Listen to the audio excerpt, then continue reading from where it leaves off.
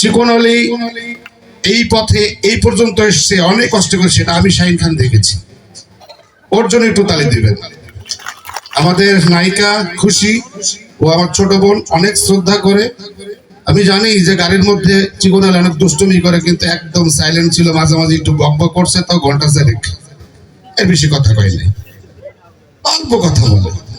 এবং আমাদের সাথে আরেকজন নবাগত মডেল কন্যা, যিনি প্রথমে নাচ করে এত এত টাকা কামাই নিয়ে গেছে, কেসমতে আল্লাহতে চাইয়ে প্রথম বোমা ভাড়াইয়ে লাইছে।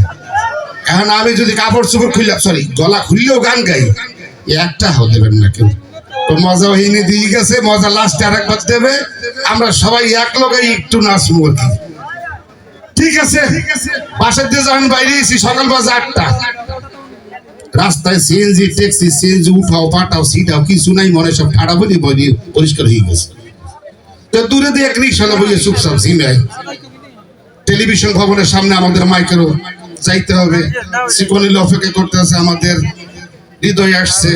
তো রিক্সার কানে কাছে যে গেলাম রিক্সা যাবা, কত কথা নেই। আবার বললাম রিক্সা যাবা, কোনো কথা নাই। আবার বললাম রিক্সা যাবা, কোনো কথা নাই। তো মনে করলাম বাঙালি সুরের পাগল, একটু সুরে সুরে কথা কই। তো রিক্সার কানে কাছে মুখটা লইয়াই একটু সুর ধরছি, রিক্সাওয়ালা নাকি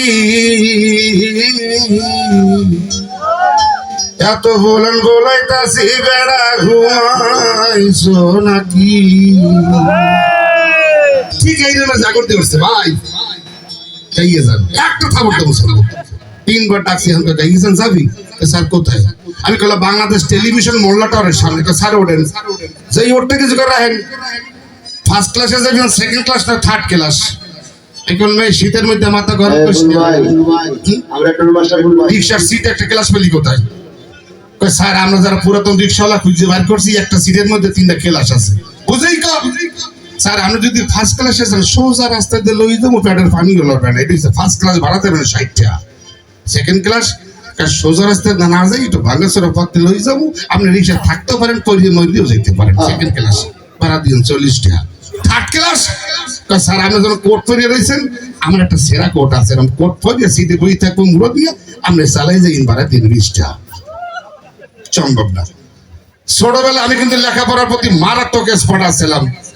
আমার মেধা নিয়ে সকল স্কুলের স্যাররা এবং আমার ফ্যামিলি চিন্তা করতে, এই মেধা লইয়ে কি করবো, এত মেধাবী ছিলাম। আই ক্যান চ্যালেঞ্জ, এর মেধা কারণ নাই, মানে এক ক্লাসে 5-6 বছর না থাকলে ভালোই লাগবে না, শিক্ষার আলোটাই বুঝতাম না, এমন মেধাবী ছিলাম।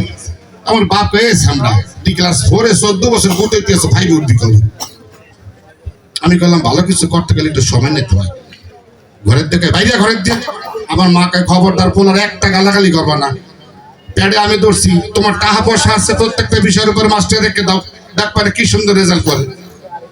মা যখন কইছে, আব্বা যখন প্রত্যেকটি বিষয়ের উপর মাস্টার রাখছে যাতে ভালো রেজাল্ট করি, বেশ ফাইনাল পরীক্ষা হয়েছে, রেজাল্ট নিয়ে বাসায় ঢুকছে, আব্বাকে কি শোনা ফার্স্ট হইছো? আমি বললাম না আব্বা ফার্স্ট হইতে পারে, একটু সমস্যা পড়ছিলাম। সেকেন্ড হইছো? আমি বললাম না আব্বা সেকেন্ড ঠিক হইতে পারি না, একটু সমস্যা পড়ছিলাম। এই এতগুলা মাস্টারে কে পড়েছি, থার্ড হইছো? আমি বললাম আব্বা থার্ড হইতে পারি না, একটু সমস্যা পড়ছিলাম। আরে সুবহানাল্লাহ, তুই কি ফেল করছো? না আব্বা আমি ফেল করতে পারি না, একটু সমস্যা। একটু করতে করতে তুই আমার শেষ করে গেছো, কি করছো? আমি বললাম আমার ভালোর পিনে সব স্যার একত্রিত হয়ে গবেষণা করি, আমার আরেক ক্লাস নিচে নামাইতেছে।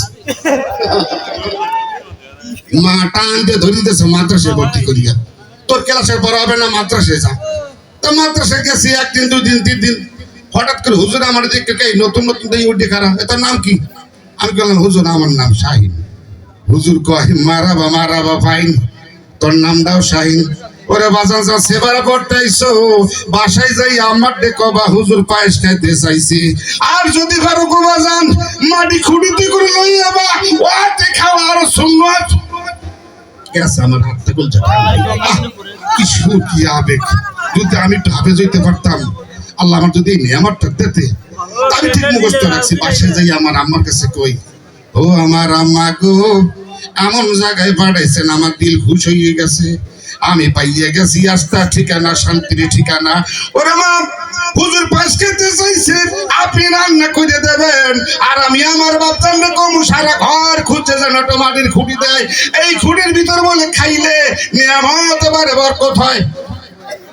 মা কয় আলহামদুলিল্লাহ, আল্লাহ 17 বছর পোলা ফরিদে ভাই করতে পারে না, এক সপ্তাহ আগে হয়ে গেছে। মা দেশে পায়েস রান্না করিয়া বাস হুজুরের সামনে দিয়েছি। হুজুর চারটা চুটে পায়েস খাইয়া দোয়া করে, ও আমার আল্লাহ গো, এত সুন্দর পায়েস খাওয়াইছে যারা, তাগো তুমি দিল ঠান্ডা করে দিও।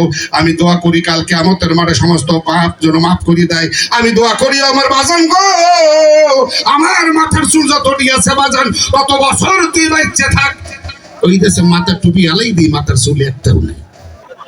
আমি বললাম হুজুরে কি দোয়া করলেন? বুঝলাম আপনি দোয়া করছেন আপনার মাথার চুল যতই থাকে তত বছর বাচ্চা তুই হাতে চুল একটাও না। তোরে কইছি খুঁটি ভরিয়ে তোর দেখান চোখে। হুজুর খিদা লাগছে, ছোট মানুষ, এই জন্য আমি অর্ধেক খেয়ে ফেলাইছি, এই জন্য দেশে একটা থাবর। তো যাও, প্রথম যে কথা কইছিলাম 4 জন দর্শক থাকবেন রেডি, যে কোনো মুহূর্তে ডাকবো। এবার একটু চলে আসবেন, মিউজিক বাজবে, মিউজিকের মধ্যে 3 জন আসবেন, 3 জন মিউজিক বাজবে, জাস্ট 1 2 3, 3 জন আসবেন, সাহসী বন্ধুরা সামনে থেকে আসবেন।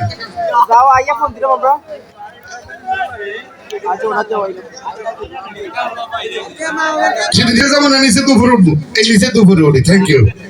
যেটা যেটা বলবো হেঁটে হেঁটে কইবেন, না মিথ্যা কথা কইবেন, এলে কিন্তু গজব করবে। কিন্তু জীবনে কখনো শয়ন স্বপন জাগরণে প্রেম করছেন? জি না। আলহামদুলিল্লাহ, কপালে জোর পেও না, সবার কপালে প্রেম হয় না। দাঁড়ান রেডি ভাই, একটু পরে কোথায় গিয়ে না প্রেম জীবনে করার ইচ্ছা আছে? আছে তো। আছে আলহামদুলিল্লাহ। সর্বপ্রথম প্রেম করতে হইবে কার লগে? এইখানে বেরিয়ে গেছে। ওনার সঙ্গে প্রেম থাকলে সমস্ত প্রেমই পেয়ে যাবেন, ওনার সঙ্গে প্রেম না থাকলে কোনো প্রেমই হবে না। এজন্য আপনাকে যেটা করতে বলবো এটা বলবেন। মনে করেন একটা মাইয়ে পাইলেন, ওর নাম সুইটি, দেখে কইলেন সুইটি তুমি আর কেঁদো না, অভিমান করো না, দূরে দূরে থেকো না, ঘুম আসে না। গুতেন গান না, এটা গুতেন গান না, কটের গান ভাই। ধরেন ধরেন, কি মানে এই গানটাই গাইবেন দট্টু ভাই। সুইটি তুমি দূরে দূরে যেও না, তুমি আমার কাছে কেন আসো না। আমি কি গান গেলাম? সুইটি এত সস্তা, তুমি আমার কাছে এসো না। এই গান গাইছে কে? হাসান যদি জানতে উত্তরতে ফিরে গিয়ে থত ফাটিয়ে গেলে।